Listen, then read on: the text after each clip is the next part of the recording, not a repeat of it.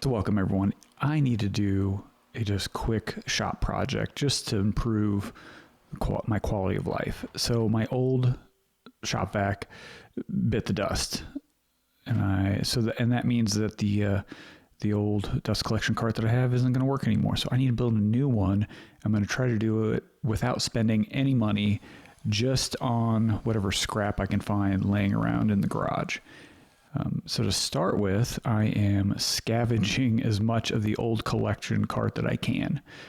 And now it comes time to, chopping this up. And it's just a simple design. And the idea is that the cyclone bucket will sit on top of the vacuum, and I can just save some space that way.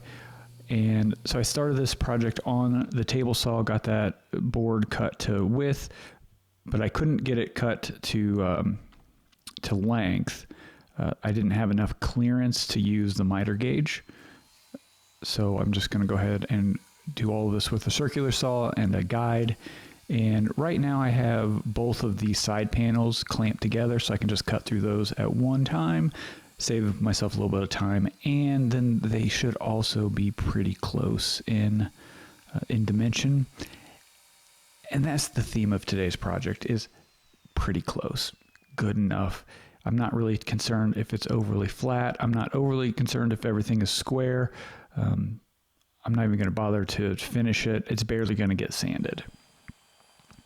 So I got those pieces all made, and I was taking a look at it, and I've decided it needs a little more support. So that's what I'm doing here. And I'm going to glue and screw these pieces of oak to the bottom of that plywood panel, just so it has a little more support as I go to attach everything together. And for screws, these are some, I think, 1-inch pocket hole screws, and I chose those because they were the closest things within reach. I'm not thinking too much about this project. It's just kind of whatever is there is getting used.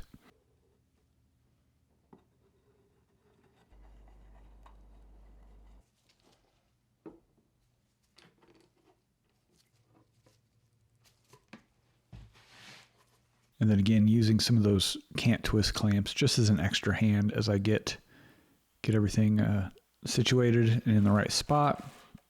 And it really just needs to hold everything long enough for me to get the screws in. The glue will dry later. I'm not going to worry about keeping those clamped for any period of time. And one of those is to save myself time when it comes to measuring. I pretty much left everything oversized, and I'll just trim it up later. It seemed easier than trying to measure everything accurately.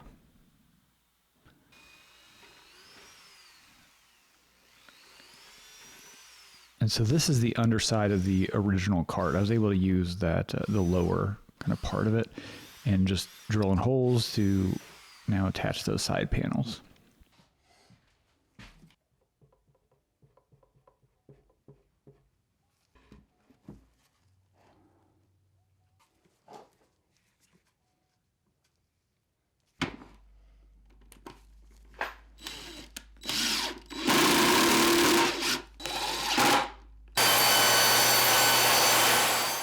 So now this is going to be the top, and I didn't have enough plywood to make a solid top on it. So I'm just grabbing whatever scrap I have left over, and I'm just leave some gaps. And really the nail gun here is just to help hold everything in place until the glue dries. It's not offering a lot of strength. And I decided I wanted to keep some of the vacuum accessories on the cart as well. And to make this easy on myself and to use up kind of the last little bits of scrap that I have, I cut this board basically in half, and I'm going to cut half of the profile for those pieces, and then cut the other half on the other piece, and then stick it all together later after the fact. I just figured that was going to be easier than trying to, bore out 2.5-inch holes to fit those the vacuum attachments. And this blade was just a little too big for this.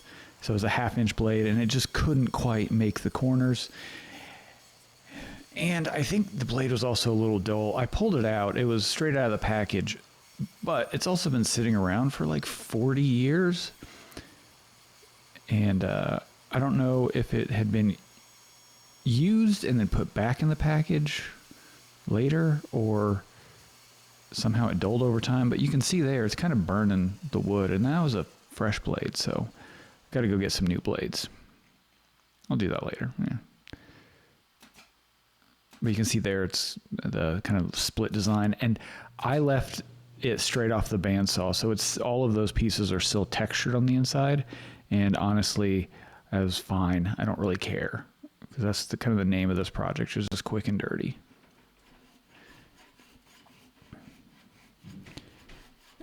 And you can see here, like I left all of the top pieces oversized, and just trimming up later with the handsaw.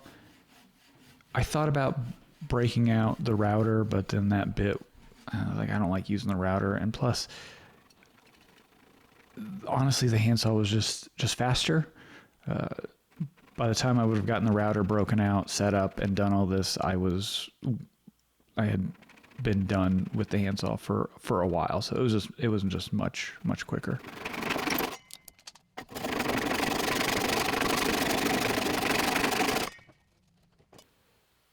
And then that middle piece got just slightly off, so coming in with a block plane, truing that up, and then giving the corner, just breaking the corners just so you don't catch yourself later. And then I thought about this kind of overnight, and I decided, I got a little concerned that the vacuum could start to overheat. I'd been using it just a little bit, testing things out, making sure I was on the right track, and things seemed like they were starting to get warm, and so this is when I decided to just basically just cut a giant hole in the side of that panel, allow for a little more airflow. And I might be overthinking it, but I mean, it can't hurt in the long run.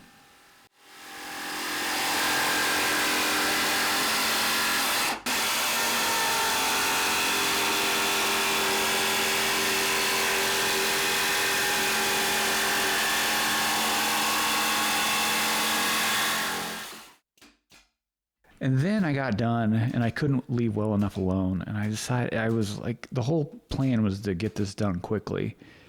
But I was like, I kind of want to clean up that inside surface. So that's what I'm doing here. I grabbed the router with a pattern bit that I just tacked some scrap with the nail gun to the outside to create a template for the bit to follow.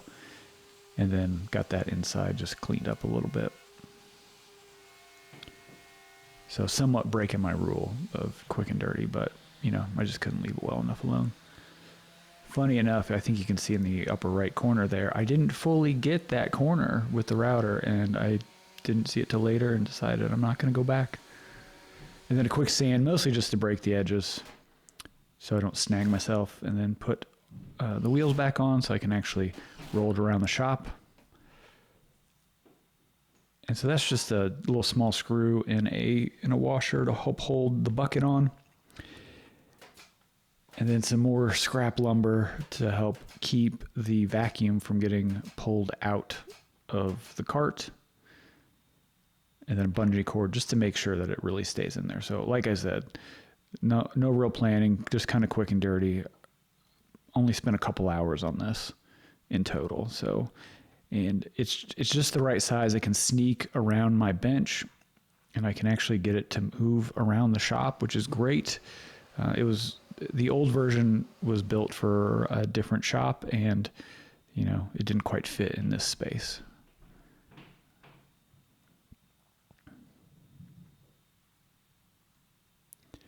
So yeah, this is just a nice little quick little project, and it's going to make life in the shop a lot better. It beats that bucket always falling over when I needed it.